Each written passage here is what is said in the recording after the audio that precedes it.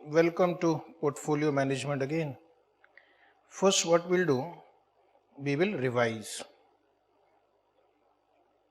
अब तक जो हमने फॉर्मूले देख लिए हैं ना, उसको रिवाइज कर लेते हैं. तो फिर आज ये सारे फॉर्मूले हमें लगने वाले हैं प्रॉब्लम सॉल्व करते समय, तो आप मेरे साथ साथ करना. एक तो था holding period return D1 plus P1 minus P0 upon P0. फिर दूसरा था एवरेज रिटर्न या एक्सपेक्टेड रिटर्न पास डेटा के बेसिस पे. तो इस केस में हमारा फॉर्मूला हो जाएगा summation of return divide by number of years. फिर expected return if probability is given, तो ये होगा समेशन P इंटू R. फिर हम देखेंगे standard deviation.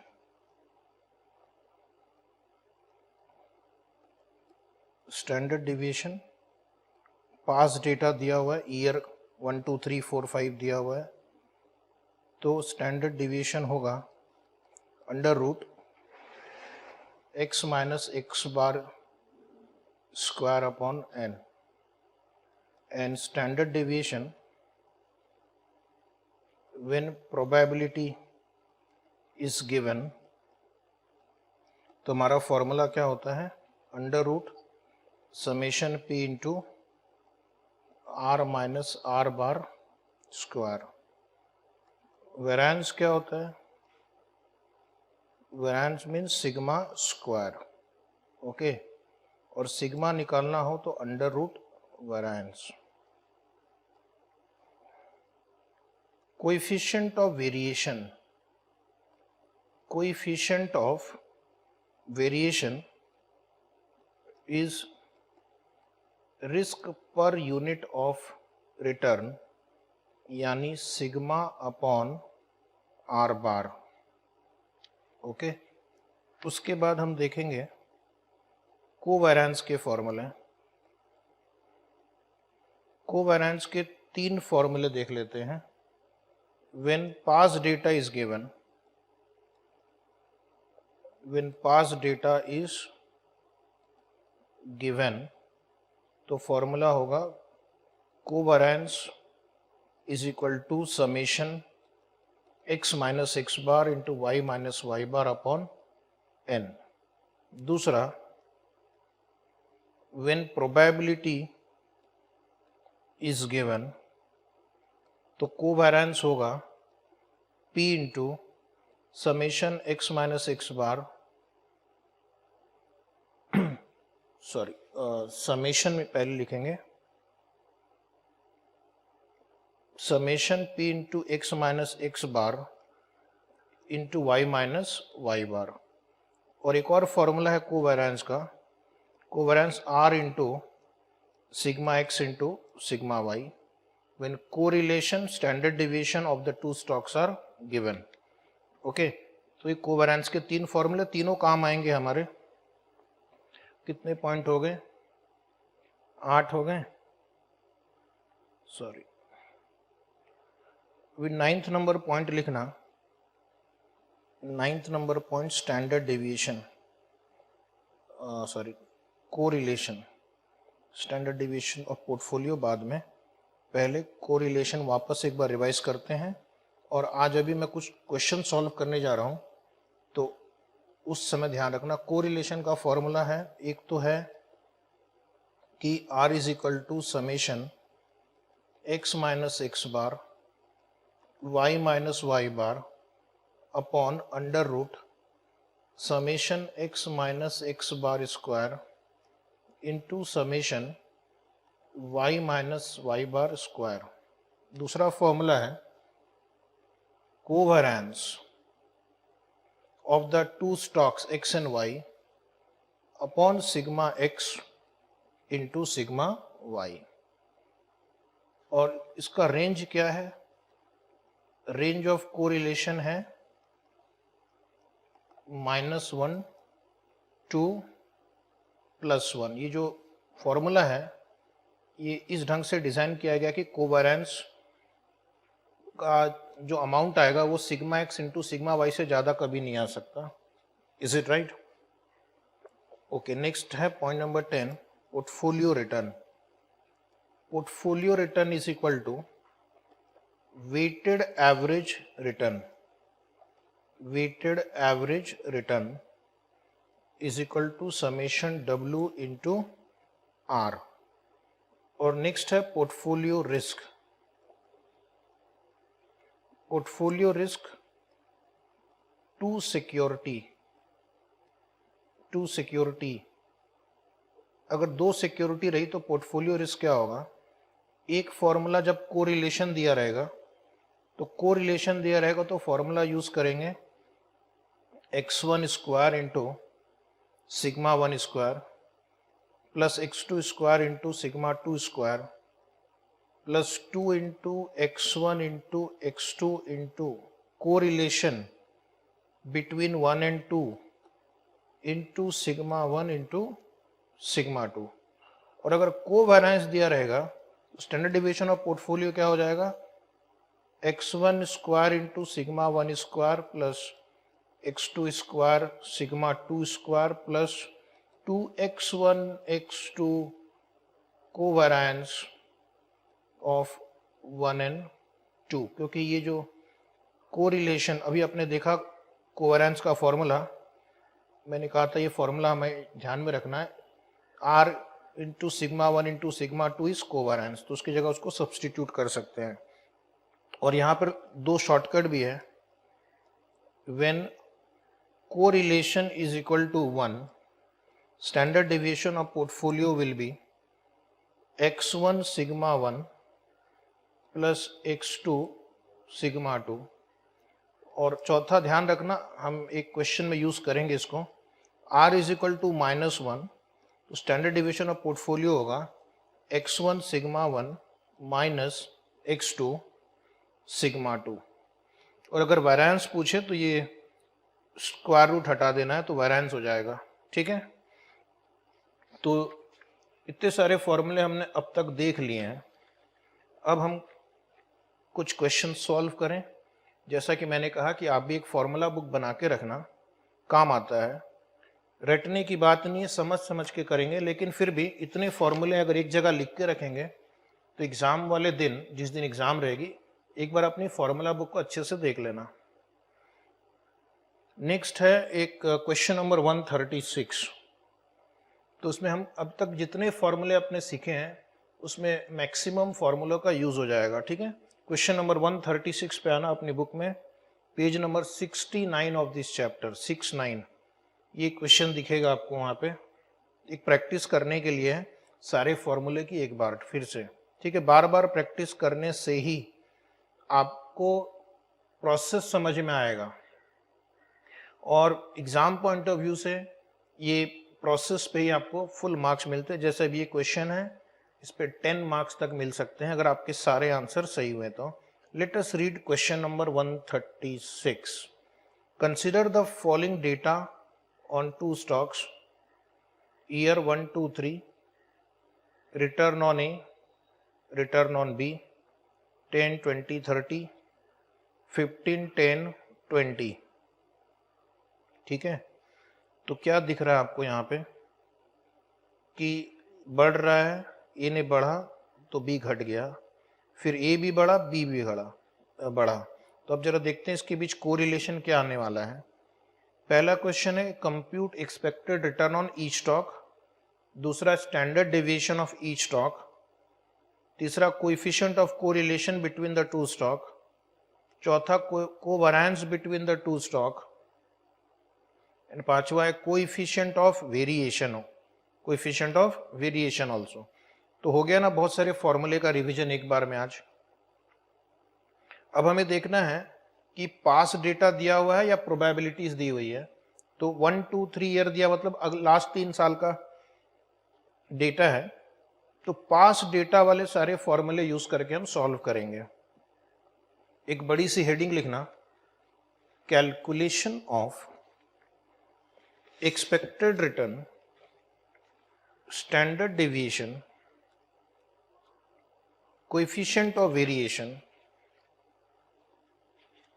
covariance and correlation is it right? तो टेबल ड्रॉ करेंगे। First year, then X Y, number of years दिया हुआ तो इसका एवरेज यहीं पे निकल जाएगा, इसलिए आपको एवरेज निकालने के लिए अलग से कॉलम नहीं लगेगा। डेविएशन निकालना पड़ेगा, x minus x bar, y minus Y बार। फिर स्टैंडर्ड डेविएशन निकालने के लिए x minus x bar square, y minus Y bar square. और कोवेरिएंस निकालने के लिए डेविएशन का प्रोडक्ट लेना है, x minus x bar into Y minus Y bar. ठीक है, तो जिस प्रॉब्लम में पास डेटा दिया हो आपको ये कॉलम्स ड्रॉ करने पड़ेंगे, coefficient of variation, correlation, covariance निकालने तक के लिए। तो चलिए कॉलम रेडी, ईयर 1 2 3, 10 20 30, 15 10 20। ये क्वेश्चन में दिया हुआ है। टोटल कर लो आज विदाउट कैलकुलेटर ट्राई करना, 60 45। तो एवरेज क्या आएगा, 60 divide by 3 20, 45 divide by 3 15। Average आ गया, कोई डाउट? अब आपको क्या करना है, x माइनस एक्स बार करना है। 10 है और x बार यानी एवरेज 20। अपने से ट्राई कर लो फटाफट। ये है x बार, ये है y बार। ठीक है, तो पहले x 10 माइनस 20 करना, -10, 20 माइनस 20 0, 30 माइनस 20 10। फिर y माइनस वाई बार करेंगे, 15 minus 15 0, 10 minus 15 minus 5, 20 minus 15 plus 5। अब आपको x minus x bar square करना है। क्या करेंगे, अपने से करो, इस कॉलम को लो, इसका स्क्वायर कर दो। तो 10 स्क्वायर यानी 100, 0 100, टोटल आ रहा है 200। उसी तरह भी ये y minus Y bar square कर लो जल्दी से, इसका स्क्वायर कर लो। 0 25 25 आ रहा है, 0 25 25 आ रहा है, टोटल करेंगे 50। अब आपको इन दोनों को मल्टीप्लाई करना है, x माइनस एक्स बार और y माइनस वाई बार। सो मल्टीप्लाई करना, दोनों नेगेटिव हो तो प्लस लिखना, दोनों पॉजिटिव हो तो प्लस लिखना, एक पॉजिटिव और एक नेगेटिव हो तो माइनस लिखना। तो पहला वाला आंसर तो -10 इंटू 0 है तो 0 होगा, दूसरा भी 0 इंटू -5 है तो 0 होगा, तीसरा 10 इंटू 5 है 50 होगा। टोटल करेंगे 50। ठीक है, अब इनका कब कहाँ प्रयोग करना है जरा समझो। ये नंबर काम आएगा स्टैंडर्ड डेविएशन ऑफ x निकालने के लिए, ये काम आएगा स्टैंडर्ड डेविएशन ऑफ y निकालने के लिए, और ये covariance between x and y निकालने के लिए। चूंकि यहाँ पे आपको नंबर ऑफ ईयर्स दिया हुआ है, आपको सबको पहले 3 से डिवाइड करना है और स्टैंडर्ड डेविएशन निकालने के लिए स्क्वायर रूट भी लेना होगा। ठीक है, तो एक एक करके अब इस टेबल के नीचे लिखना स्टार्ट करो। ये दोनों तो एवरेज रिटर्न आ गया, पहले क्वेश्चन था कि एवरेज रिटर्न क्या है, तो एवरेज रिटर्न हो गया है 20 और 15। अब हमें लिखा है अगला क्वेश्चन कि स्टैंडर्ड डेविएशन निकालो, तो लिखेंगे standard deviation of x, standard deviation of x equal to under root 200/3 equal to 8.16% is equal to 8.16%। बिल्कुल इसी तरह नीचे लिखना standard deviation of y equal to under root 50/3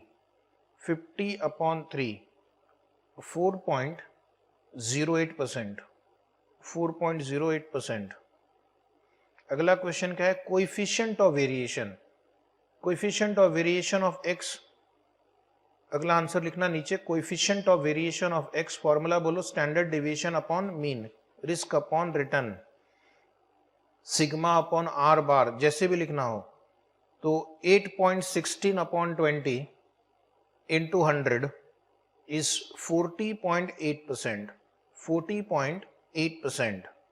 standard deviation upon mean 40.8% for x। One line blank. Next line लिखो, coefficient of variation of y। Coefficient of variation of y वही formula, और y का standard deviation कितना है 4.08 divide by average 15 into 100 solve करेंगे 27.2%। 27.2% right है। उसके बाद covariance of x and y। अगला हेडिंग लिखना covariance of x and y। Formula पहले लिख लेते हैं, equal to summation x minus x bar into Y minus Y bar upon n। तो x minus x bar into Y minus Y bar का total हमने last column में देखा है 50 डिवाइड बाई 3, तो 16.67% स्क्वायर।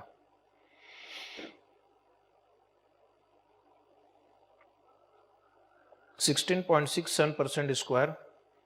अगला क्वेश्चन है कोरिलेशन। लिखो नीचे, correlation between x and y। Correlation between x and y is equal to covariance between x and y upon sigma x into sigma y upon sigma x, ये into का sign है, into sigma y। तो covariance हमने कितना निकाला है 16.67 इसके पिछले वाले आंसर में, और उसके ऊपर वाले आंसर में स्टैंडर्ड डिविएशन निकाला था 8.16 इंटू 4.08। चेक करना लगभग कितना आ रहा है, 0.05 आ रहा है। एक जस्ट नोट लिख के कंक्लूड करेंगे। Note, there is moderate positive correlation between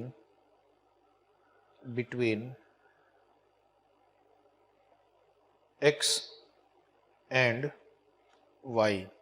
There is moderate positive correlation between x and y। तो देखिए आपका सारा फॉर्मूला प्रैक्टिस हो गया, और आपने देखा भी है कि एग्जाम में कोरिलेशन के क्वेश्चन आए हुए हैं। अब एक और प्रैक्टिस करेंगे, ठीक है। इस क्वेश्चन में आपको हमने नंबर ऑफ ईयर्स दिया था 1 2 3। अब एक क्वेश्चन प्रैक्टिस करेंगे जहां आपको प्रोबेबिलिटी दी जाएगी, ओके, यानी फ्यूचर में ये एक्सपेक्टेड डेटा दिया हुआ है और उसकी प्रोबेबिलिटी दी गई है।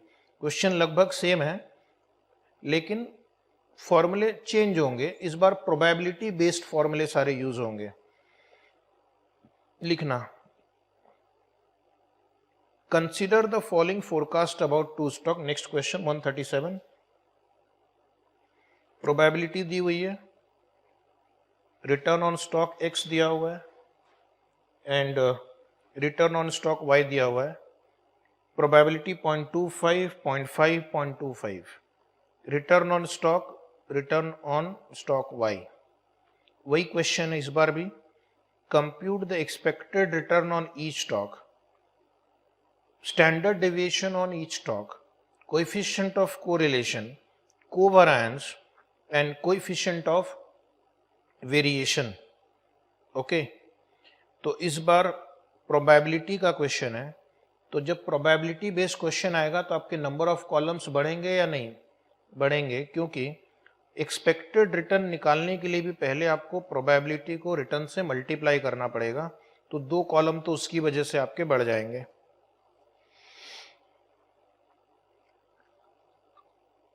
तो हेडिंग लिखना, हेडिंग क्या लिखेंगे, कैलकुलेशन ऑफ, कोई भी टेबल स्टार्ट करने के ऊपर हेडिंग लिखना है कि इस टेबल द्वारा आप क्या कैलकुलेट कर रहे हैं। Calculation of expected return, comma, standard deviation, comma, coefficient of variation, comma, covariance and correlation, covariance and correlation. तो अब आपके नंबर ऑफ कॉलम्स थोड़े बढ़ जाएंगे। पहला कॉलम लिखना प्रोबेबिलिटी, फिर यहां पे x एंड y, ये 3 कॉलम क्वेश्चन से हमने लिया है। अभी एक्सपेक्टेड रिटर्न निकालने के लिए आपको p इंटू एक्स करना पड़ेगा, p इंटू एक्स। फिर एक्सपेक्टेड रिटर्न ऑफ y निकालने के लिए p इंटू वाई। फिर डेविएशन निकालना है x minus x bar, y minus Y bar, p into x minus x bar square, ये है स्टैंडर्ड डेविएशन के लिए। p into Y minus Y bar square, ये हो गया y का स्टैंडर्ड डेविएशन के लिए। और ये कॉलम हो गया कोवेरिएंस के लिए, p into x minus x bar into Y minus Y bar. ठीक है, कोई दिक्कत नहीं हुई, एक प्रोबेबिलिटी लिख दिया, प्रोबेबिलिटी की वजह से ये 2 कॉलम और बढ़ गए, बाकी कॉलम लगभग सेम है। आज एक बार और प्रैक्टिस कर लेना लेक्चर के बाद, तो सब ध्यान में आ जाएगा। तो पहले 3 कॉलम क्वेश्चन बुक से कॉपी कर लेंगे, 0.25, 0.5, 0.25, 30, 20, 10, 0, 40, 60। ओके, अब सॉल्व करना। सॉल्व करेंगे, पहले ये 0.25 इंटू 30 लिखो, 7.5, 0.50 इंटू 20, 10, 0.25 इंटू 10, 2.5। इसका टोटल कर लेते हैं, इसका टोटल आ रहा है 20, ये हो गया हमारा x bar. Okay, expected return on x। तो टेबल के नीचे 2 लाइन छोड़ के लिख दो, expected return on x, that is x bar is equal to summation p into r, that is equal to 20%। अभी y का ट्राई करते हैं, 0.25 इंटू 0, 0, 0.50 इंटू 40, 20, 0.25 इंटू 60, 15। टोटल करना, टोटल 35 आ रहा है। टेबल के नीचे लिखो, expected return on y is equal to Y bar is equal to summation p into R is equal to 35%। Institute क्या है, इतना सारा नहीं देखेगी, ये देखेगी। सही है, आगे बढ़ो। ओके, अब आपको क्या करना है, x माइनस एक्स बार।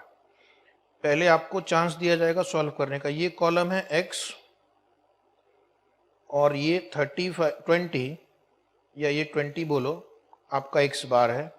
तो 30 माइनस 20 लिखो 10, 20 माइनस 20 लिखेंगे 0, 10 माइनस 20 लिखेंगे -10। उसी प्रकार y माइनस वाई बार, ये y हो गया और ये 35 वाई बार है। तो dear student start, 0 minus 35 minus 35, 40 minus 35 5, 60 minus 35 25 हो गया। अब आपको ये कॉलम कैसे कंप्लीट करना है एक बार वापस समझो, p into x minus x bar square. ये कॉलम हमारा x माइनस एक्स बार है, दिख रहा है 10, 0, 100। इसका पहले स्क्वायर कर लेना है और ये प्रोबेबिलिटी से मल्टीप्लाई करना है। तो 10 स्क्वायर इंटू 0.25 लिखो, 10 स्क्वायर इंटू 0.25 25, फिर ये 0 स्क्वायर है तो 0 आएगा, फिर -10 स्क्वायर इंटू 0.25, फिर से आंसर आएगा 25। ये हम कर लेंगे टोटल, तो आ गया 50। ठीक है, अब मैं आपको टाइम दूंगा p into Y minus Y bar square complete करने का। p into Y minus Y bar square student complete करेगा, 5 सेकेंड का टाइम है।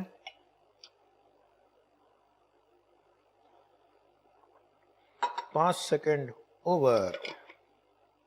चेक करना आंसर, 306.25 आ रहा है, 12.5 आ रहा है, 156.25 आ रहा है और टोटल 475। Okay, total 475। चेक कर लीजिए। अब मैं आपको फिर एक मौका दूंगा, प्रैक्टिस आपको ही करनी है, इसीलिए मैं आपको सिर्फ प्रैक्टिस करवा रहा हूं। अब आपको कोवेरिएंस निकालना है, तो ये प्रोबेबिलिटी है x minus x bar y minus Y बार। मल्टीप्लाई करके लिखो यहाँ पे।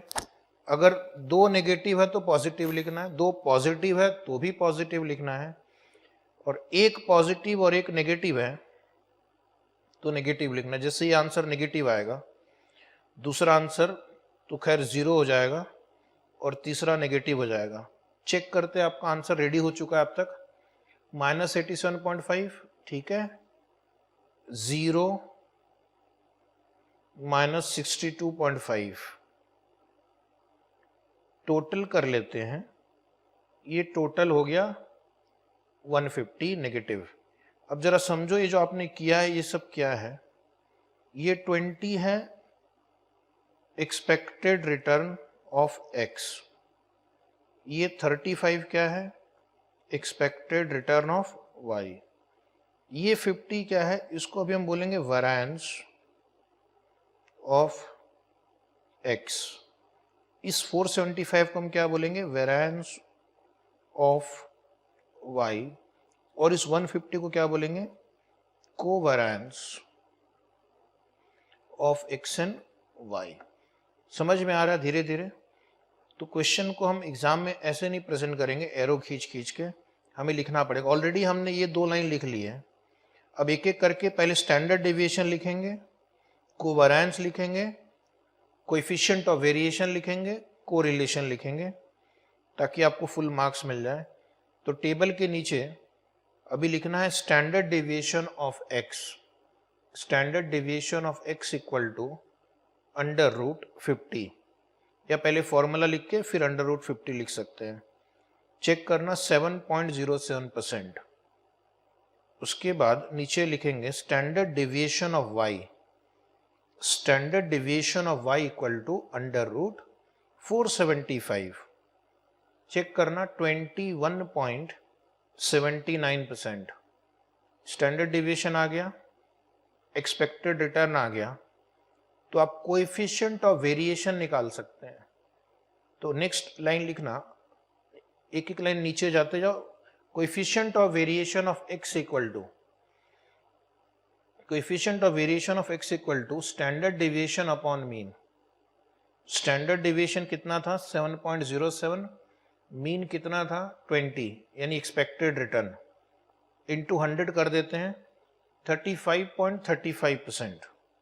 ओके, फिर एक लाइन ब्लैंक रखना, नीचे coefficient of variation of y, coefficient of variation of y। Formula standard deviation upon mean, 21.79 upon mean कितना था 35, 21.79 अपॉन 35 इंटू 100 करो, तो आपका आंसर आ रहा है लगभग 62.26%। ओके, 62.26%। अगर मैं कोएफिशिएंट ऑफ वेरिएशन देखूं तो y का आंसर हाइयर है और x का आंसर लोअर है। तो एक नोट यहाँ पर हम अंडरस्टैंडिंग के लिए भले लिख सकते हैं, पूछा नहीं है उन्होंने, y is relatively riskier than x, y is relatively riskier than x। अब क्या कैलकुलेट करना चाहिए हमें, पहले कोवेरिएंस करना चाहिए या कोरिलेशन? जोर से बोलो। कोवेरिएंस, बिकॉज कोरिलेशन का फॉर्मूला कोवेरिएंस पर डिपेंडेंट है, तो बेटर होगा कि पहले हम कोवेरिएंस निकाल लें। ओ, कोवेरिएंस तो ऑलरेडी निकला हुआ है। कोवेरिएंस का फॉर्मूला है summation p into x minus x bar y minus Y bar, ठीक है। और ऑलरेडी उस टेबल का जो लास्ट कॉलम था वो कोवेरिएंस ही था, तो आपको सिर्फ लिखना है covariance X Y equal to summation p into x minus x bar into Y minus Y bar equal to minus 150% square. इसको n से डिवाइड नहीं करना है क्योंकि ऑलरेडी हम प्रोबेबिलिटी से मल्टीप्लाई कर रहे हैं, तो हमने ऑलरेडी वेटेड एवरेज निकाल लिया है, फिर से n से क्यों डिवाइड करेंगे। उसके नीचे लिखना correlation between x and y equal to bracket r equal to covariance between x and y upon sigma x into sigma y। Covariance upon standard deviation of x into standard deviation of y is equal to, covariance अभी आपने निकाला ना 150 negative upon standard deviation 7.07 into 21.79, तो answer आएगा minus 0.974। Okay, तो यहां पर एक नोट लिखकर कंक्लूड करेंगे, देयर इज ऑलमोस्ट 100% तो नहीं है लेकिन almost perfect negative correlation between x and y। There is almost perfect negative, because एकदम 1 के करीब है ये, almost perfect negative correlation between x and y, ठीक है। तो आप देख रहे हैं इस फॉर्मूले में ये जो साइन है कोवेरिएंस के साइन से मैच होता है, और ये जो न्यूमरेटर है ये कभी भी डिनोमिनेटर से ज्यादा नहीं हो सकता। ये मैक्सिमम वैल्यू कोवेरिएंस का जो हो सकता है वो है product of standard deviation of x and standard deviation y। इसलिए अगर आपका कैलकुलेशन सही रहेगा तो अपने आप ही ये नंबर -1 से लेकर +1 के बीच में आ जाएगा, ठीक है।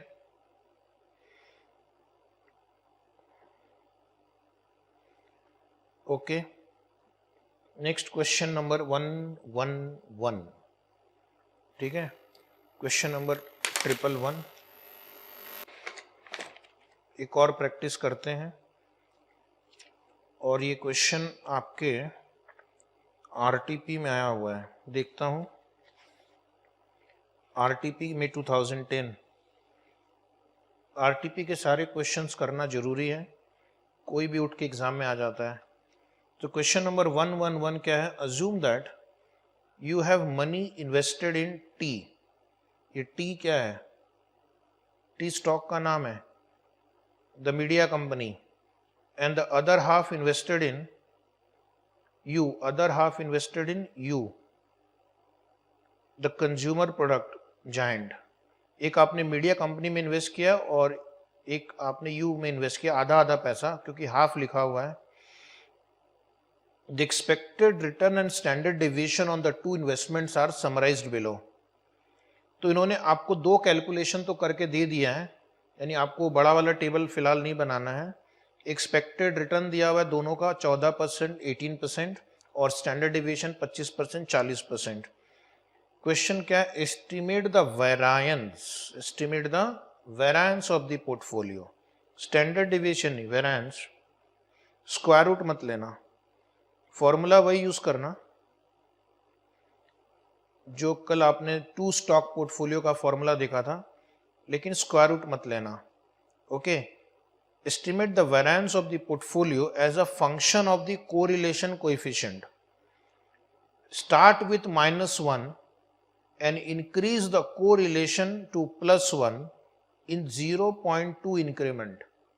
तो थोड़ा नया टाइप का क्वेश्चन है, यानी इसको आपको कितनी बार सॉल्व करना है जरा कल्पना करो, -1 लेकर सॉल्व करना है, -0.8, -0.6, -0.4, -0.2, 0, +0.2, फिर नीचे लिख रहा हूं +0.4, +0.6, +0.8 और फिर फाइनली 1। यानी इन सारे कोरिलेशन पे आपको वेरिएंस ऑफ द पोर्टफोलियो निकालना है। अलग अलग कोरिलेशन पे पोर्टफोलियो का वेरिएंस क्या होगा, ठीक है। तो यहाँ पर आप कौन सा फॉर्मूला यूज करोगे? आप यहाँ पर आप 2 स्टॉक पोर्टफोलियो का फॉर्मूला यूज करोगे, करेक्ट, और कोरिलेशन चेंज करते जाओगे, आंसर आएगा। तो नीचे पहले लिखो portfolio variance is equal to, portfolio variance is equal to sigma square यानी variance, sigma square equal to WT square. WT क्या है? Weight of stock T. W भी लिख सकते हैं, X भी लिख सकते हैं। W लिखने से इजी रहता है समझने के लिए कि W मतलब weight, T square into sigma T square plus WU square into sigma U square, you थोड़ा नीचे लिखना है, plus 2 into WT into WU into correlation, R यहां पे क्या है? Correlation, TU into sigma T into sigma U। Okay, तो ये फॉर्मूले में सिर्फ ये जो कोरिलेशन है ये चेंज होगा, बाकी नंबर सभी आंसर में सेम रहेंगे। तो हम क्या करेंगे, एक फॉर्मूले को सिंप्लीफाई कर देंगे और सिर्फ एक R को अभी मैं नहीं लिखता हूं, बाद में हम सिर्फ R चेंज करेंगे, आंसर चेंज होता जाएगा, ठीक है ना। तो पहले समझो कि दोनों सिक्योरिटी का वेट 50-50 है, 50% 50%। तो WT को लिखना 0.5 square, standard deviation of T कितना दिया हुआ है? 25 square plus weight of U 0.5 square, standard deviation of U कितना दिया हुआ है? 40 square plus 2 into 0.5 into 0.5 into R, अभी R नहीं लिखते हैं, इंटू 25 इंटू 40। इससे क्या होगा कि ये बार बार हमें इतने कैलकुलेशन नहीं करने पड़ेंगे, एक रिलेशनशिप आ जाएगा और उसमें सिर्फ R की वैल्यू चेंज होगी। तो जल्दी से आप मुझे सॉल्व करके बताने की कोशिश करें। तो हमारा इक्वेशन क्या बन रहा है? सिग्मा स्क्वायर इक्वल टू, अगर आप इनको सॉल्व करेंगे कैलकुलेटर पे, इन दोनों को, इसको पहले कर लो, इसको कर लो, ऐड कर दो, तो आप पाएंगे कि आपका आंसर 556.25 आ रहा है। मैं 5 सेकेंड रुकता हूं, आप चेक कर लो, ठीक है। और अभी इधर देखना, 2 इंटू 0.5 इंटू 0.5 करो, इंटू 25 इंटू 40 करो, तो आपको 500 मिलेगा, ठीक है, 500। तो अब हमें क्या करना है, आप समझ गए होंगे, आप लोग तो बहुत होशियार हैं, कि ये R की वैल्यू अभी आपको चेंज करनी है और उसके हिसाब से आपका आंसर चेंज होता जाएगा, ठीक है। बस हो गया। ऐसे क्वेश्चन देख के घबराना नहीं कि क्या क्वेश्चन आ गया। तो हम क्या कर सकते हैं, एक टेबुलर फॉर्मेट में कर लेते हैं, प्रेजेंटेशन भी अच्छा दिखेगा। तो नीचे अब एक टेबल ड्रॉ करो, नीचे आपकी उसी आंसर के नीचे जस्ट एक टेबल ड्रॉ करो, कोरिलेशन, कैलकुलेशन, हम यहाँ पे कैलकुलेशन दिखाएंगे, पोर्टफोलियो वेरिएंस, पोर्टफोलियो वेरिएंस। वैसे हमें उन्होंने सिर्फ वेरिएंस ही पूछा है, लेकिन अगर स्टैंडर्ड डेविएशन पूछा होता तो हम क्या करते हैं, हम इसका स्क्वायर रूट लेते हैं, करेक्ट। मान लो आपकी एग्जाम में स्टैंडर्ड डेविएशन कर दिया इन्होंने, तो क्या करना, इसी टेबल में एक कॉलम और ऐड करके स्टैंडर्ड डेविएशन निकाल लेना। तो अब या तो आपको वेरिएंस पूछेगा या स्टैंडर्ड डेविएशन पूछेगा। तो पहले फॉर्मेट ड्रॉ कर लो, कोरिलेशन, कैलकुलेशन। कैलकुलेशन में क्या है, 556.25 प्लस 500 R, R यानी कोरिलेशन, कोरिलेशन के कॉलम में एक R लिख लो, कोरिलेशन कहाँ से स्टार्ट करके कहाँ तक जाना है, -1 से स्टार्ट करते हुए +1 तक जाना है, 2.2 का गैप रखना है, 0.2 का गैप रखना है। तो -1 -0.8, एक एक लाइन छोड़ के लिखेंगे, -0.6 -0.4 -0.2 0.2 0.4 0.6 0.8 1, एक एक लाइन छोड़ के लिखना, कुछ गलती हुई कुछ दोबारा लिखना है तो कर सकते। एक मैं आपको करके दिखाता हूं। अभी आपको सिर्फ यहाँ पे -1 की वैल्यू इसकी जगह रखनी है, जो आंसर आएगा यहाँ लिखना है और उसका स्क्वायर रूट यहाँ लिखना है, ठीक है। इस तरह से 556.25 प्लस 500 इंटू ये -1 सॉल्व करेंगे तो ये आपका आंसर यहाँ पे 56.25 आएगा, क्योंकि ये -500 हो रहा है ना, 556.25 माइनस 500। अब एक सिर्फ स्क्वायर रूट प्रेस कर दो तो 7.50% आ गया, ठीक है। और नेक्स्ट ट्राई करना, सिर्फ आपको ये -1 की जगह भी -0.8 लिखना है ब्रैकेट में। एक और मैं करके दिखाता हूँ, 556.25 प्लस 500 इंटू ब्रैकेट -0.8 सॉल्व करेंगे तो ये 156.25 आ जाएगा। उसका स्क्वायर रूट करना तो ये 12.5% आ जाएगा, 12.5%। अब मैं बाकी आपको आंसर दिखा देता हूं। नहीं, पहले आपको कुछ सेकंड्स मौका दिया जाएगा सॉल्व करने के लिए, तो मैं आपको 20 सेकंड देता हूं और आप कर लीजिए। डायरेक्ट करना है वेरिएंस तो डायरेक्ट कर लो, कोई दिक्कत नहीं है। एक बार समझ में आ गया तो ये कॉलम आप कैलकुलेटर पे भी कर सकते हैं और उसका स्क्वायर रूट यहाँ पे लिख देना, ठीक है। तो जल्दी से इस टेबल को कंप्लीट करेंगे। सबको समझ में आ गया? अब ऐसे क्वेश्चन बहुत ही कम आते हैं, बोनस मार्क है। एक बार स्टूडेंट को समझ में आ गया तो फिर पूरे मार्क्स आपकी जेब में।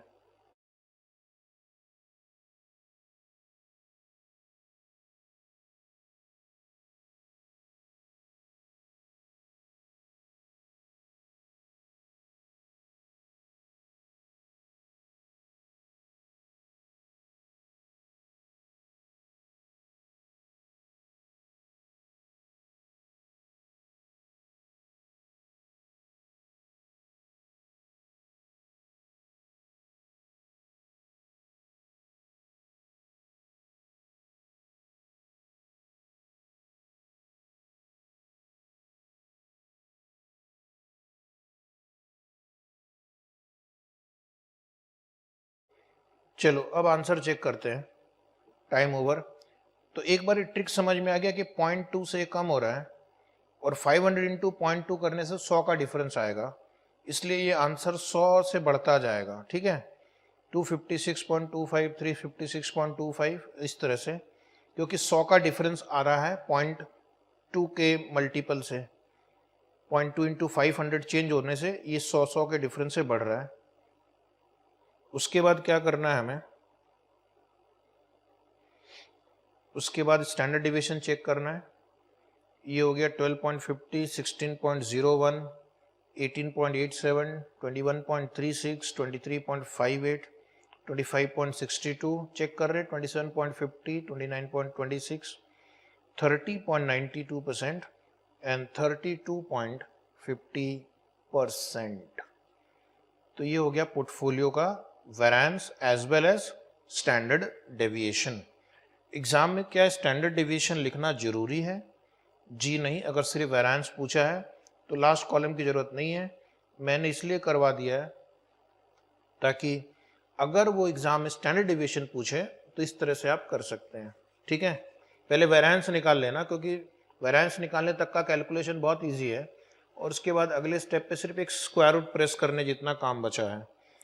प्यारे बच्चों, come to next question from again RTP of May 2010, question number 112 based on our concept discussed। यहाँ पे एक छोटा सा केस स्टडी जैसा दिया है इन्होंने, right. Very important question 112, very important, क्योंकि ये आपको पहले से प्रैक्टिस करके जानी होगी, अदरवाइज शायद गलती हो जाए, शायद मतलब हो भी सकता है, नहीं भी हो सकता है। क्या है कि आपको यहाँ पे कुछ इंटेलिजेंस टेस्टिंग की जा रही है, सिर्फ फॉर्मूले से काम नहीं चलेगा। Suppose mister X is in a world where there are only two assets, gold and stock.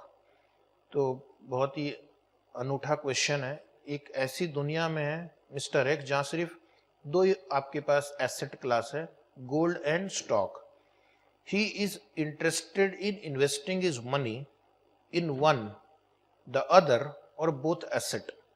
अब वो चाहे तो गोल्ड में इन्वेस्ट कर सकता है या स्टॉक मार्केट में या दोनों में। Consequently he collects the following data on the returns on the two stocks over the last 6 years। Last 6 year का उन्होंने देखा, एवरेज रिटर्न आ रहा है गोल्ड पे 8%, स्टॉक मार्केट पे 20%। स्टैंडर्ड डिविएशन ऑफ गोल्ड है 25% और स्टॉक मार्केट है 22%।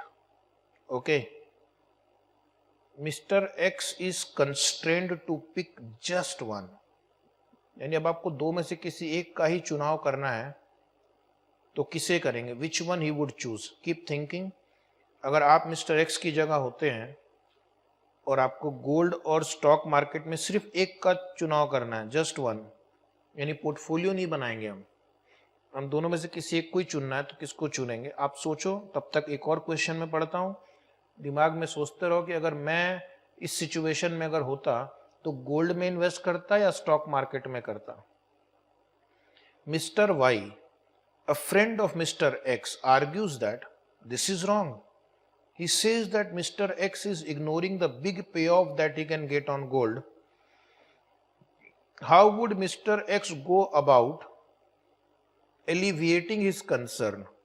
यानी इस क्वेश्चन नंबर बी में क्वेश्चन 1 का आंसर छुपा हुआ है। कैसे? Mr. Y, a friend of Mr. X, argues that he is wrong, this is wrong. He says that Mr. X is ignoring the big payoff that he can get on gold. मतलब Mr. X यहाँ पे क्या choose करना चाहेगा?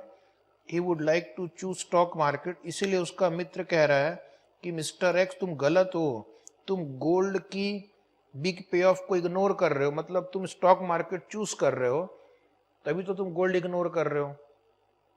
Mister x बोलेगा नहीं mister Y, तुम गलत हो। अब ये क्यों मिस्टर वाई गलत है, ये मिस्टर एक्स को अपने मित्र मिस्टर वाई को एक्सप्लेन करना है। तो यहाँ पर आपको एक थियरी नोट लिखना पड़ेगा, जो भी आपको ठीक लगे। तो इस बार इंस्टीट्यूट देखना चाहती है कि क्या स्टूडेंट सिचुएशन को समझ कर आंसर करता है या सिर्फ फॉर्मूले रट के करता है। ठीक है, पॉइंट नंबर सी। अब ये क्वेश्चन बदल रहा है। How would a portfolio composed of equal proportion in gold and stock, equal मतलब 0.5 do in terms of mean and variance, do in terms of mean and variance। तो आपको expected return of portfolio निकालना है, जिसको आप जानते हैं भली भांति कि weighted average return, और दूसरा आपको variance निकालना है। अभी आपने variance का फॉर्मूला देखा, आपको उसके लिए स्टैंडर्ड डिविएशन लगेगा, कोरिलेशन लगेगा और वेट्स लगेगा। तो फॉर्मूला यूज करके हम वेरिएंस निकाल सकते हैं। यानी आपको मुफ्त में मार्क्स बांटा जा रहा है अगर आपने फॉर्मूले को समझ लिया है और उसको एप्लीकेशन जानते हैं। अब एक बार पहले मैं सारा इरेज कर दूं, एक और इंटरेस्टिंग क्वेश्चन आ रहा है डी, इसको हम डी नंबर दे देंगे। Mister X came to know that G pack, what is G pack? A cartel of gold producing countries. Okay, gold producing export countries, ऐसा कुछ इसका फुल फॉर्म है। Okay, gold producing export countries. तो ये लोग cartel है। Cartel मतलब ये डिसाइड करते हैं कि प्राइस क्या होगा, क्वांटिटी क्या होगी। तो अब mister X came to know that GPAC is going to vary the amount of gold it produces with stock price in the country. मतलब GPAC will produce less gold when stock market are up and more when it goes down। तो जीपैक ने क्या decide किया, अगर stock market ऊपर होगा तो हम लेस गोल्ड का प्रोडक्शन करेंगे, और अगर स्टॉक मार्केट डाउन हुआ, स्टॉक मार्केट गिर रहा है, तो हम ज्यादा गोल्ड प्रोड्यूस करेंगे. What effect will this have on his portfolio, explain. अब ये क्वेश्चन जो है ना, दिन दहाड़े आपकी इंटेलिजेंस को रास्ते में टेस्ट कर रहा है. इसका तो आंसर अभी तक हमने नहीं दिखा, क्वेश्चन का मतलब ही नहीं समझ में आया बहुत. ठीक है, तो ये एक छोटा सा उन्होंने केस स्टडी दिया है यहाँ पे कि अगर जीपैक कंट्री गोल्ड की प्राइस को मार्केट बढ़ने पे बढ़ाती है और मार्केट घटने पे घटाती है, तो इसका उसके पोर्टफोलियो पे क्या प्रभाव पड़ेगा. How will it affect the portfolio. आप भी सोचते रहे ना, मैं भी सोचता हूँ इस बारे में, राइट. यानी कि अगर आपको फ्यूचर में पोर्टफोलियो मैनेजर बनना है, इन्वेस्टमेंट मैनेजर बनना है, तो इस टाइप का न्यूज़ आर्टिकल पे आपके पोर्टफोलियो पे क्या प्रभाव पड़ेगा ये आपको पता होना चाहिए. कल को क्लाइंट ने पूछ लिया कि मैंने आज देखा अखबार में जीपैक वाले गोल्ड का प्रोडक्शन बढ़ा रहे हैं, तो मेरे पोर्टफोलियो का क्या होगा. तो उस समय फॉर्मूला काम नहीं आएगा, आपकी अंडरस्टैंडिंग कि इनके बीच क्या कोरिलेशन है, ओके, और उससे क्या इफेक्ट आएगा. क्या वो दोनों सेम डायरेक्शन में बढ़ेगा या दोनों अपोजिट डायरेक्शन में बढ़ेगा, ये सब चीज़ें अब आपको सोचनी पड़ेगी. थोड़ी देर आप सोचो, मैंने आपको काफ़ी हिंट दिए हैं. तब तक पहले क्वेश्चन को हम कर लेते हैं. पहला क्वेश्चन जरूरत से ज़्यादा इजी है. मिस्टर एक्स को किसी एक का चुनाव करना है तो किसको करेंगे. गोल्डन रूल नंबर 1 अप्लाई करके देखते हैं. Stock with higher return will be selected. Golden rule number अगर 2 भी अप्लाई करते हैं, the stock with lower risk should be selected. The option with lower risk should be selected. यानी कि return भी हाई है स्टॉक मार्केट का और रिस्क भी लो है. सोने पे सुहागा, डबल बोनांजा, ओके, कि रिटर्न भी ज्यादा मिल रहा है और रिस्क भी कम है. रिटर्न भी ज्यादा, रिस्क भी कम, और क्या चाहिए. ठीक है, तो यहां पर जितने भी रैशनल इन्वेस्टर होंगे, rational, logical, risk averse investor, वो स्टॉक मार्केट ही चुनेगा. ठीक है. और दूसरा क्वेश्चन है कि मिस्टर वाई जो उसका फ्रेंड है वो बोलता है नहीं गोल्ड में काफी बड़ा पे ऑफ मिल सकता है. सही बात है, गोल्ड में बड़ा पे ऑफ मिल सकता है, लेकिन हमने उसको कंसीडर किया अपने एवरेज रिटर्न और स्टैंडर्ड डिविएशन में कैलकुलेट करने में, और ज्यादा बड़ा पे ऑफ मिल सकता है तो ज्यादा बड़ा नुकसान भी हो सकता है वहां पे, क्योंकि उसका स्टैंडर्ड डिविएशन ज्यादा है. Is it right. तो इसलिए मिस्टर एक्स विल से कि even though there is a big pay off but the risk is very high, and in spite of that the average return of the stock market has been very high compared to gold. So therefore stock market would be a better option based on the given data. So answer A लिखना अपने notebook में. Dear student, write in notebook, खुद से लिखेंगे, ज़्यादा समय तक ध्यान रहता है. Stock market is recommended, answer A, as it produces higher expected return, as it produces higher expected return at a lower risk, as it produces higher expected return at a lower risk.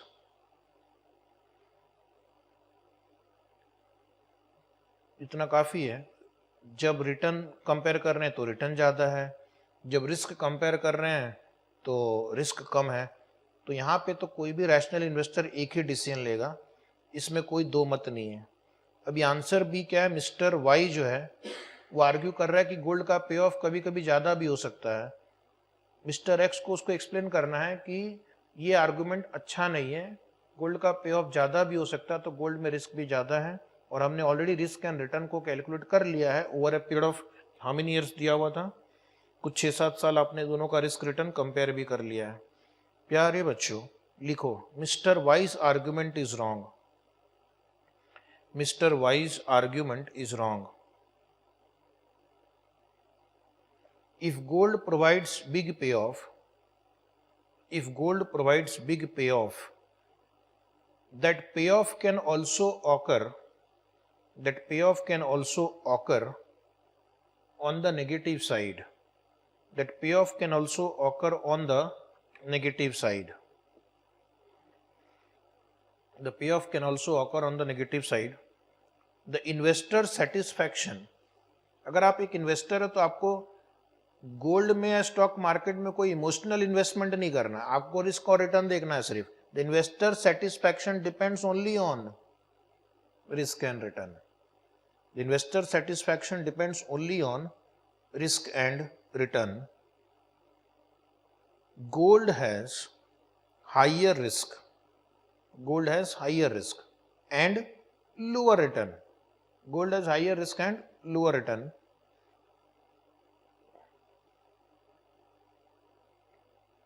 तो ये आपको explain करना है अपने मित्र को.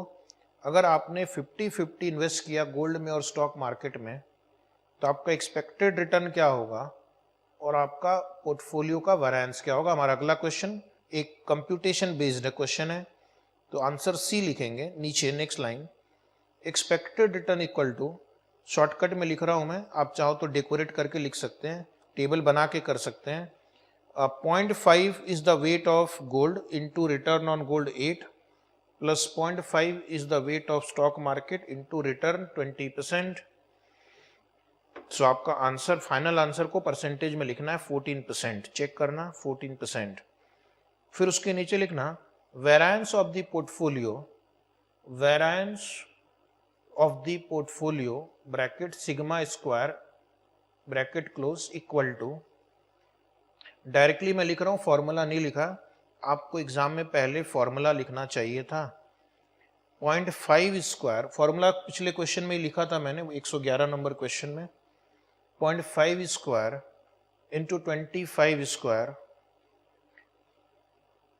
plus 0.5 square into standard deviation of market 22 square plus 2 into 0.5 into 0.5 into correlation देखो दिया हुआ है 0.4 into standard deviation of gold 25 into standard deviation of market 22. Solve करेंगे, सॉल्व चेक करना कितना आंसर आया. पहले इसको कैलकुलेट कर लो, इसको कैलकुलेट कर लो, इस सारे को मल्टीप्लाई कर दो और तीनों को ऐड कर देना, तो आपका आंसर आएगा 167.25. वेरिएंस पूछा इन्होंने, इसको चाहे तो परसेंटेज स्क्वायर लिख दो. राइट, वेरिएंस का जो यूनिट होता है वो परसेंटेज स्क्वायर होता है. वैसे तो पूछा नहीं है, लेकिन अपनी तरफ से एक चैरिटी करो, स्टैंडर्ड डेविएशन भी लिख दो. सिग्मा इक्वल टू इस नंबर का स्क्वायर रूट ले लो 12.93%. क्या होगा कि अगर मैं बोलूंगा किसी इन्वेस्टर को एक्सपेक्टेड रिटर्न 14% है, उसको बात समझ में आ गई, इसका डेविएशन 167.25% स्क्वायर है, बेचारा बेहोश होकर गिर जाएगा, क्योंकि उसको इसका इंटरप्रिटेशन ही समझ में नहीं आएगा कि ये कम है या ज़्यादा है या क्या है. तो उसको हम बोलेंगे कि आपका जो डेविएशन है मीन के अराउंड लगभग 12.93% है. तो थोड़ी बहुत बात समझ में आ जाएगी उसको कि यहाँ करीब 12.93% ऊपर नीचे रिटर्न वेरी हो सकता है. तो इसलिए आम बोलचाल की भाषा में आम लोगों के लिए स्टैंडर्ड डेविएशन कैलकुलेट करते हैं. अब अगला क्वेश्चन क्या है, उस पर थोड़ा गौर फरमाएंगे कि जीपैक ने डिसाइड किया है कि अगर स्टॉक मार्केट बढ़ रहा है तो हम गोल्ड का प्रोडक्शन क्या करेंगे, रिड्यूस करेंगे. गोल्ड प्रोडक्शन रिड्यूस करेंगे, ये क्वेश्चन में दिया हुआ है. GPAC will produce less gold when stock markets are up. When gold का प्रोडक्शन लेस होगा तो what will happen to gold price. Gold का अगर प्रोडक्शन कम होगा तो गोल्ड की प्राइस क्या होगी. जिस आइटम का प्रोडक्शन कम हो जाता है यानी उसकी सप्लाई कम हो गई, सप्लाई कम होने से प्राइस बढ़ती है. तो इन शॉर्ट अगर स्टॉक मार्केट अप होता है तो गोल्ड की प्राइस अप होगी, और दूसरा वो कह रहे हैं कि अगर स्टॉक मार्केट डाउन होगा तो गोल्ड प्रोडक्शन वो अप कर देंगे। गोल्ड प्रोडक्शन अप करेंगे तो सप्लाई बढ़ेगी, गोल्ड प्राइस घटेगा, गोल्ड प्राइस घटेगा। तो अब ये जीपैक की वजह से क्या होगा, या तो दोनों उठेंगे एक साथ या दोनों डूबेंगे एक साथ। ओके, दोनों उठेंगे तो एक साथ, डूबेंगे तो एक साथ। तो यानी कि इसके डिसीजन की वजह से आपको या तो गेन होगा या लॉस होगा। तो आपका जो कोरिलेशन हो गया स्टॉक मार्केट और गोल्ड के बीच इस एग्जाम्पल में वो पॉजिटिव हो जाएगा। ठीक है, आपको डाइवर्सिफिकेशन का बेनिफिट नहीं मिल पाएगा। तो नोट लिखना point D, if the stock market goes up, if the stock market goes up, if the stock market goes up, the gold production goes down, the gold production goes down, and the gold price will go up, and the gold price will go up. तो दोनों में आपको positive return मिलेगा, stock market में भी और gold पे भी।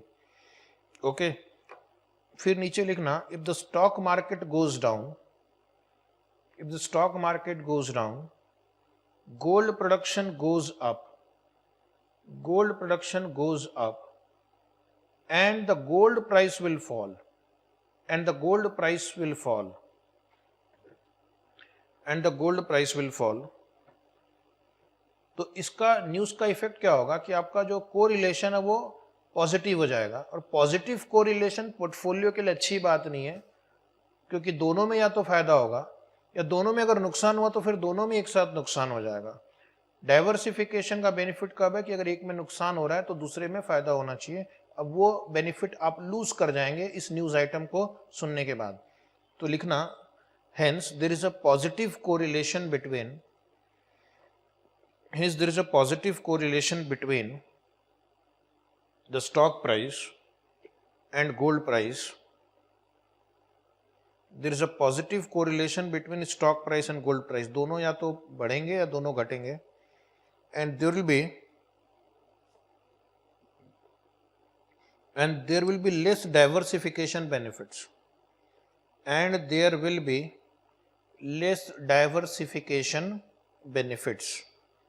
तो इस तरह से कभी कभी आपको वो इंटेलिजेंस से भरा क्वेश्चन भी पूछ सकते हैं। एंड डाइवर्सिफिकेशन बेनिफिट्स लिख लिया सबने। अब आपको पहले मैं एक नोट लिखवाऊंगा और उसके ऊपर एक क्वेश्चन करवाऊंगा। नोट लिखना, fund of funds, fund of funds पहले लिख लेंगे, फिर डिस्कस करेंगे और फिर उससे रिलेटेड क्वेश्चन सॉल्व करेंगे। बहुत इजी है, fund of funds, right. Note लिखना, या एग्जाम में थ्योरी क्वेश्चन आया तो भी ये लिखना, right a note on fund of funds. ये एक प्रकार की इन्वेस्टमेंट स्ट्रेटेजी है जहां पर आप एक स्टॉक में इन्वेस्ट ना करके आप एक क्या करते हैं, पोर्टफोलियो में इन्वेस्ट करते हैं। म्यूचुअल फंड कंपनी ये स्ट्रेटेजी फॉलो करती है इंडिया में। वो क्या करती है, वो डायरेक्टली स्टॉक में इन्वेस्ट ना करके किसी और म्यूचुअल फंड में इन्वेस्ट करती है जो आगे स्टॉक में इन्वेस्ट करता है। तो इनडायरेक्टली आपका पैसा कई सारे स्टॉक में चला जाता है। लिखेंगे, a fund of funds, bracket में लिखना FOF, is an investment strategy, is an investment strategy of holding a portfolio of, is holding a portfolio of other investment funds, is holding a portfolio of other investment funds rather than investing directly in, rather than investing directly in stocks, bonds or other securities, rather than investing directly in stocks, bonds and other securities. Okay, for example, पहले आप लिख लीजिए फिर मैं आपको और बताता हूं। A fund of fund is an investment strategy of holding a portfolio of other investment funds rather than investing directly in the stock, bond or other securities. Example, portfolio X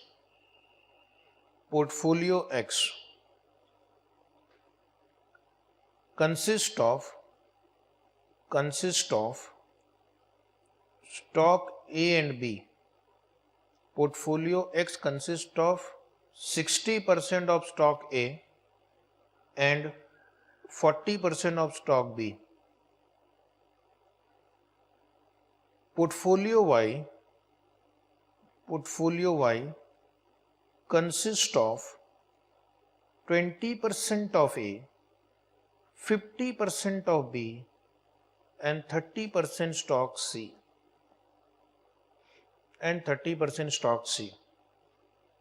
ठीक है, and 30% stock C. Next line, a new portfolio Z is formed. A new portfolio Z is formed, which comprises of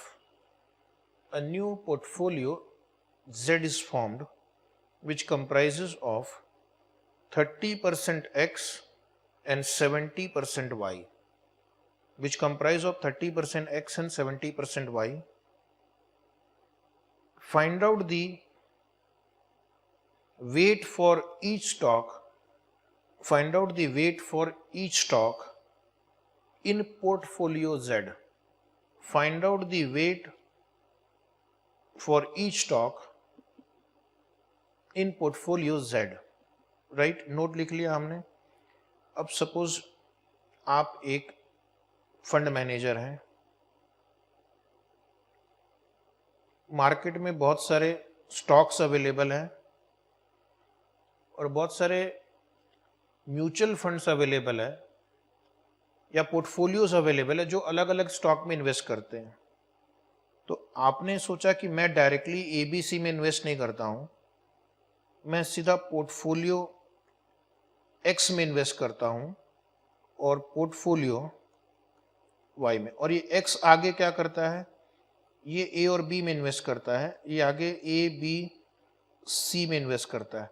तो indirectly जब आप इन दोनों में invest करोगे तो आपका पैसा, जैसे म्यूचुअल फंड में होता है कि हम म्यूचुअल फंड में इन्वेस्ट करते हैं और फिर म्यूचुअल फंड आगे 15, 20, 50 स्टॉक में इन्वेस्ट करते हैं. तो इसने क्या किया है, अपने फंड्स का 30% X में इन्वेस्ट किया है और 70% Y में कर दिया.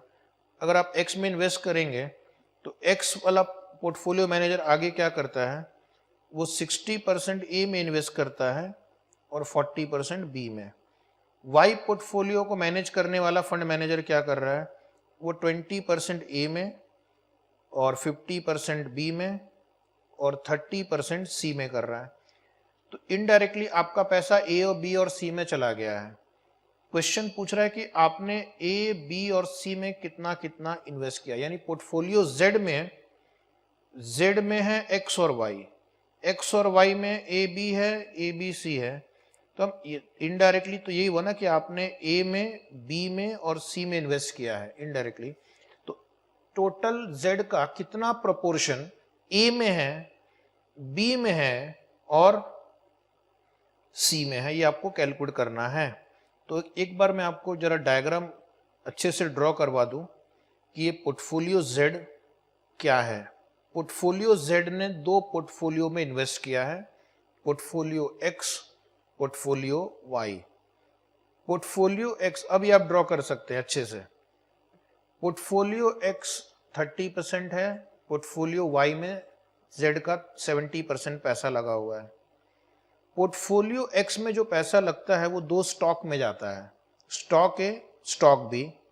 और कितना कितना जाता है, 60% जाता है स्टॉक A में और 40% जाता है स्टॉक B में.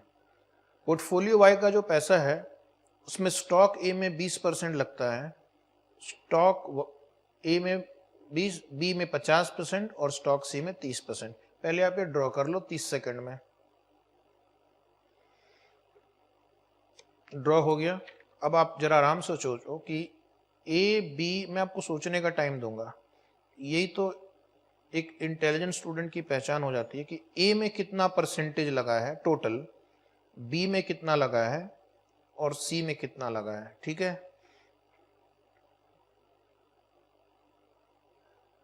हो गया। अब ये जो क्वेश्चन आया था एक बार एग्जाम में 4 मार्क्स के लिए, बोनस मार्क है, उसके लिए क्या ट्रिक अपनाना है। सपोज मेरे पास 100 रुपये है, तो 100 में 30 रुपया मैंने यहाँ लगा दिया, 70 रुपये यहाँ लगा दिए। अब ये 30 रुपया में ए में जाएगा 60% यानी 18, और 30 का 40% यानी 12 रुपये बी में लग गया। 70 का 20% 14 रुपया ए में लग गया, 35 रुपया बी में लग गया और 21 रुपया सी में लग गया। तो ए में कितना पैसा लगा, 18 और 14।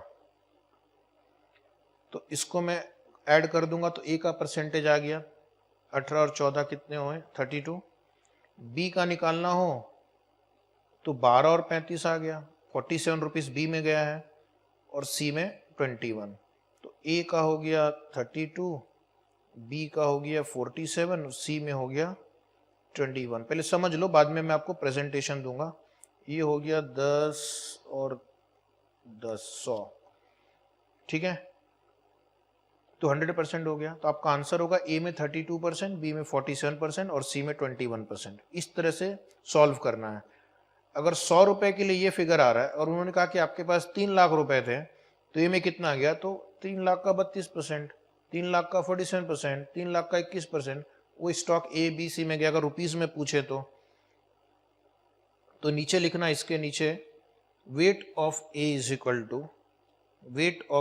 Equal to 30% into 60%, 30% into 60% plus ये हो गया 30% इंटू 60%, और पोर्टफोलियो वाई में 70% ऑफ 20%, 70% ऑफ 20%। सो आंसर आया 32। या 100 रुपए का एक नोट लो, उसको सब जगह अलोकेट करो, आंसर आ जाएगा।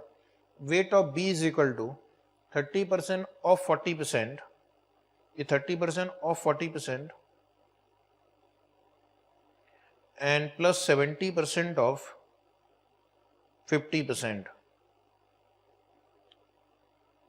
47। वेट ऑफ सी, यहाँ पे पोर्टफोलियो एक्स में सी नहीं है तो इसको आप नहीं भी लिखेंगे तो कोई बात नहीं, 30% इंटू 0% प्लस यहाँ पे 70% ऑफ सी है, 70% ऑफ 30% 21। क्रॉस चेक करना, टोटल 100 आना चाहिए। टोटल 100 आ रहा है, बोलो ना हाँ, राइट। इसको बोलते हैं फंड ऑफ फंड्स। जो म्यूचुअल फंड्स होते हैं उनके कुछ स्कीम्स होते हैं जिनका नाम होता है फंड ऑफ फंड्स, और वो दूसरे म्यूचुअल फंड में इन्वेस्ट करते हैं, और वो जो दूसरे म्यूचुअल फंड होते हैं वो आगे जाके स्टॉक में इन्वेस्ट करते हैं। तो इसमें क्या होता है कि आपको इंस्टीट्यूट क्वेश्चन पूछती है कि किसी पर्टिकुलर स्टॉक में कितना अमाउंट या कितना परसेंटेज ऑफ योर पोर्टफोलियो है, तो इस तरह से हम कैलकुलेट कर सकते हैं। इसी तरह का एक क्वेश्चन आया था 16 नंबर, आ जाइए आपके रेगुलर लिंक में, क्वेश्चन नंबर 16। तो हर क्वेश्चन को हम सॉल्व करेंगे, हर टाइप के। क्वेश्चन नंबर 16 है, investor has 2 portfolios of 3 securities A, B and C having below mentioned weights। ठीक है, तो एक इन्वेस्टर है, उसने 2 पोर्टफोलियो में इन्वेस्ट किया। पोर्टफोलियो का नाम है X और Y, और पोर्टफोलियो के अंदर 3 स्टॉक है A, B, C। दिख रहा है आपको नीचे, बिल्कुल पिछली बार जैसा ही है। पोर्टफोलियो X में A, B, C का वेट है 30%, 40%, 30%, और पोर्टफोलियो Y में A का वेट है 20%, 50%, 30%। What would be the weight of each stock for a portfolio? What would be the weight of each stock in the portfolio?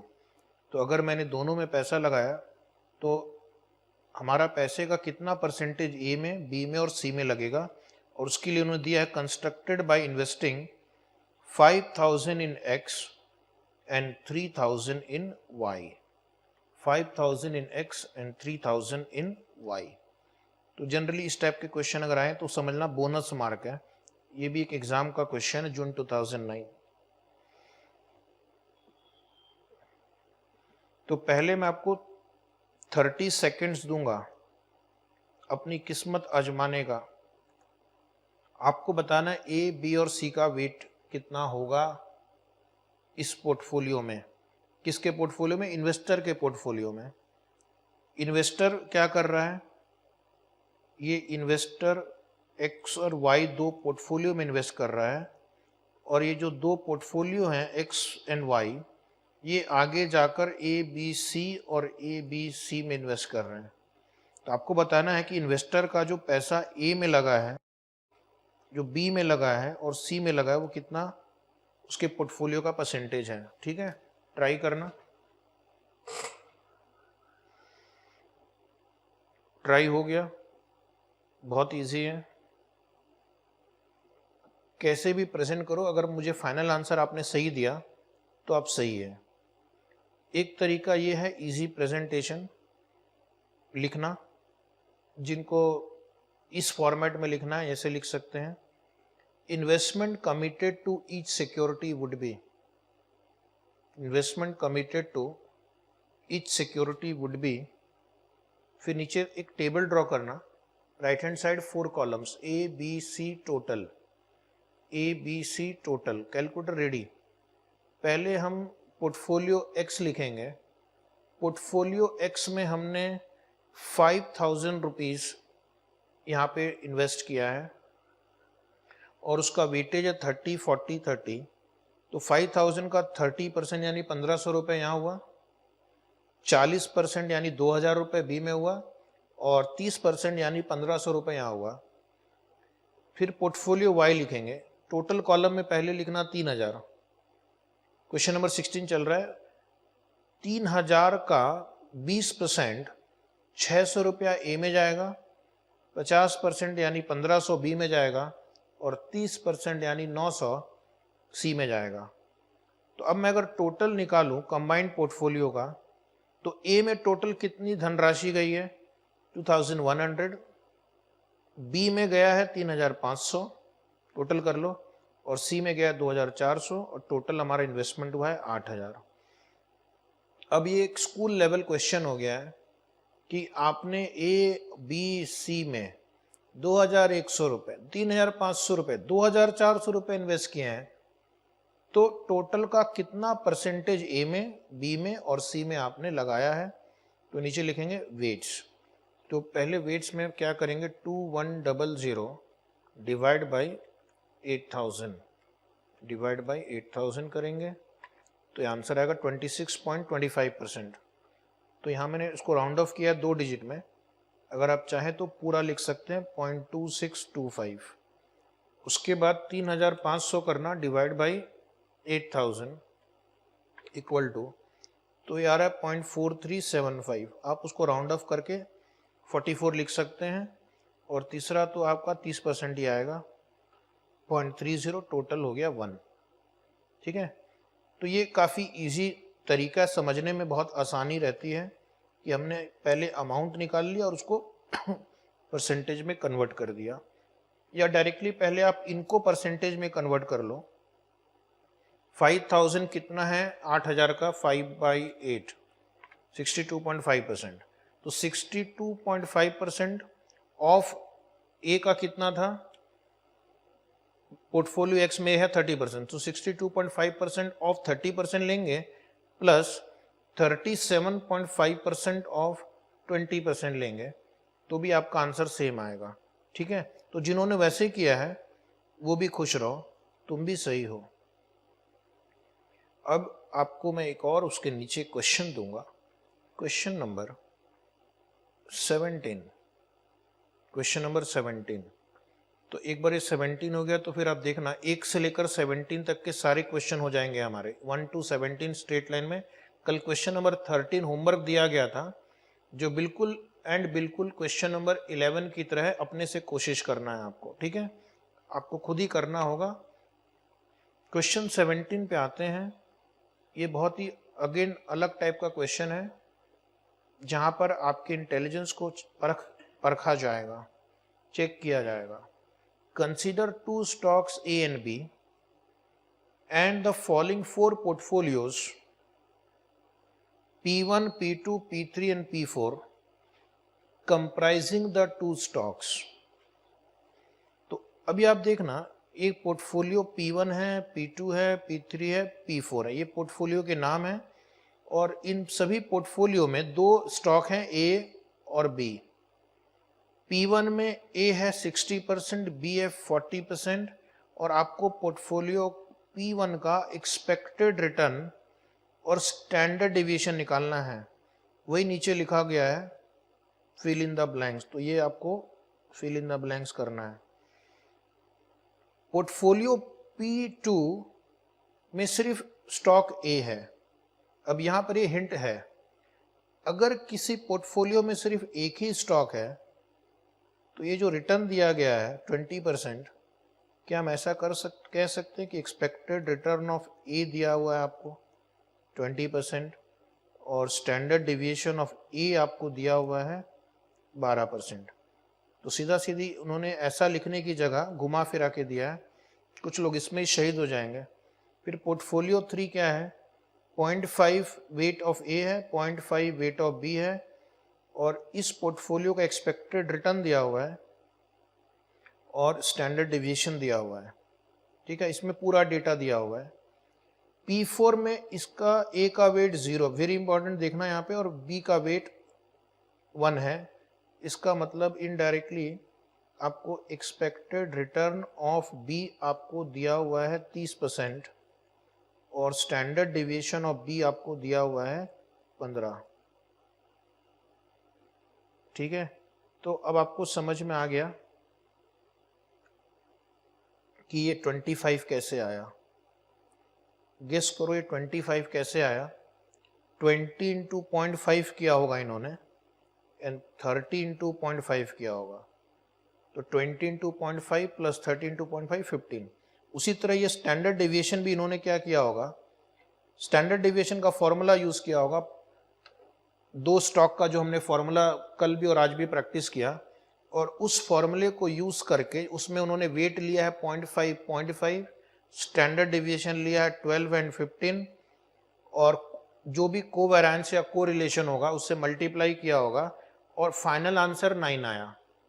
ठीक है, तो क्या हम पोर्टफोलियो 3 को यूज करके कोरिलेशन या कोवेरिएंस निकाल सकते हैं अगर मुझे स्टैंडर्ड डेविएशन पता हो तो?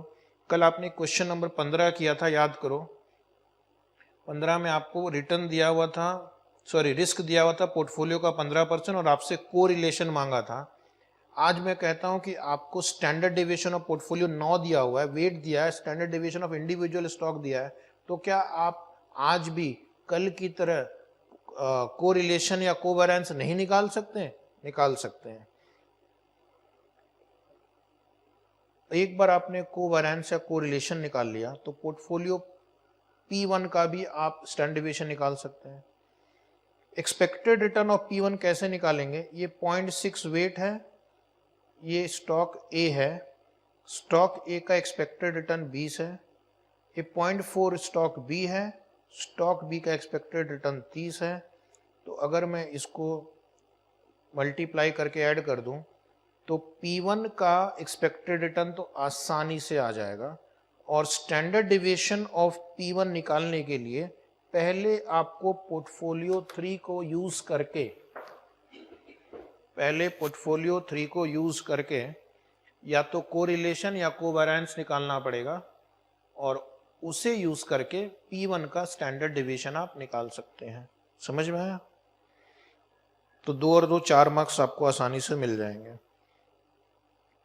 तो आंसर लिखना नोटबुक में कि from the above data we find that P2 represent stock A, and P4 represent stock B, and P4 represent stock B। ठीक है, तो अगर आप गौर से देखेंगे तो P2 एक्चुअली स्टॉक A है और P4 एक्चुअली स्टॉक B है। यानी आपको स्टॉक ए और बी का एक्सपेक्टेड रिटर्न और स्टैंडर्ड डेविएशन दिया हुआ है। नीचे लिखना expected return of A is equal to 20%, comma expected return of B is equal to 30%. Standard deviation of A is equal to 12%, comma, standard deviation of B is equal to 15%. और एक P3 है जहां पर आपको standard deviation भी दिया हुआ है, तो उसे यूज करके आप कोरिलेशन या कोवेरिएंस निकाल सकते हैं। इसलिए हमने नीचे एक नोट लिखा है, calculation of covariance. Covariance easy होता है, उसमें एक ही कैलकुलेशन है। कोरिलेशन में 3 टर्म्स होते हैं, आर, सिग्मा 1, सिग्मा 2। वैसे आपकी इच्छा, आप कोरिलेशन निकाल सकते हैं या कोवेरिएंस निकाल सकते हैं। Calculation of covariance into bracket A comma B, A and B, using standard deviation of P3, using standard deviation of P3। तो मैं क्या करूंगा, वेरिएंस का ही फॉर्मूला लिखूंगा, तो मुझे स्क्वायर रूट हटाने की मेहनत नहीं करनी है। तो sigma P square equal to, sigma P square मतलब variance of portfolio 3 is equal to W A square into sigma A square कर सकते हैं, plus W B square into sigma B square plus 2 into W A into W B into covariance between A and B. जिनको correlation लिखना वो are into sigma B लिखेंगे। अब इस equation में आपके पास कोवेरिएंस नहीं है, बाकी सारा डेटा दिया हुआ है, तो मैं डेटा पुट करता हूं और आपको ये इक्वेशन सॉल्व करना होगा। सिग्मा पी स्क्वायर, पोर्टफोलियो 3 का आप स्टैंडर्ड डिवीजन देखना, 9% दिया हुआ है, तो 9 स्क्वायर इक्वल टू, वेट देखेंगे दोनों में 0.5 है, ए में भी और बी में भी, तो ये हो गया 0.5 स्क्वायर इंटू स्टैंडर्ड डिविएशन हमने ऊपर लिखा है 12 square plus 0.5 square into 15 square plus 2 into weight of A 0.5 into weight of B 0.5 into covariance A B. अब आप इक्वेशन सॉल्व करना और A covariance of A B की वैल्यू बताना है आपको। सॉल्व करो, सिंप्लीफाई कर लो पहले। 9 स्क्वायर 81, ये 0.5 स्क्वायर इंटू 12 स्क्वायर 36 प्लस ये 0.5 स्क्वायर इंटू 15 स्क्वायर इस 56.25 प्लस ये हो गया 2 इंटू 0.5 इंटू 0.5 कोवेरिएंस। अब तो आप कर सकते हैं, तो फाइनल आंसर आएगा covariance A B equal to -22.5। अगर आप चाहें तो यहाँ पे परसेंटेज स्क्वायर ऐसा लिख सकते हैं, राइट। अब आपके पास जो क्वेश्चन था कि compute expected return of P1 and standard deviation of P1, आसानी से हो जाएगा। लिखेंगे expected return of portfolio P1 में A और B का वेटेज है 0.6 एंड 0.4, A का रिटर्न है 20% और B का रिटर्न है 30%। लिखना equal to 0.6 into 20 plus 0.4 into 30 is equal to 24%, ठीक है। एग्जाम में पहले फॉर्मूला लिखना, फिर कैलकुलेशन, फिर आंसर। अभी हम क्लास में हैं, बार बार लिख रहे हैं, तो एक आध बार कई बार लिखना भूल भी जा सकते हैं, लेकिन एग्जाम में मत भूलना। अभी लिखना next line, standard deviation of portfolio P1 equal to under root weight of A square into sigma A square plus weight of B square into sigma B square plus 2 into W A into W B into covariance A comma B, right. Formula कई बार use हो चुका है और आगे भी होने वाला है, ध्यान रखना। तो पहले मैं आपको डेटा लिख कर देता हूं, आप सॉल्व करना, ठीक है। Start. Under root 0.6 square into 12 square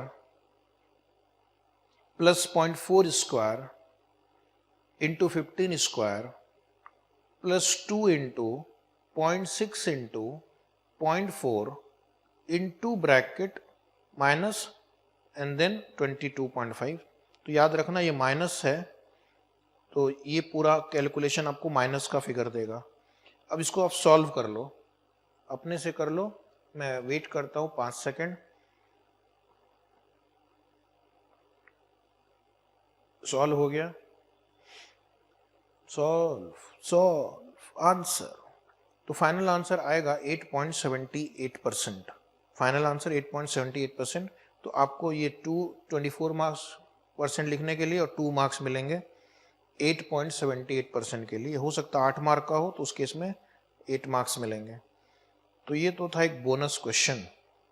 ठीक है, now will take a break.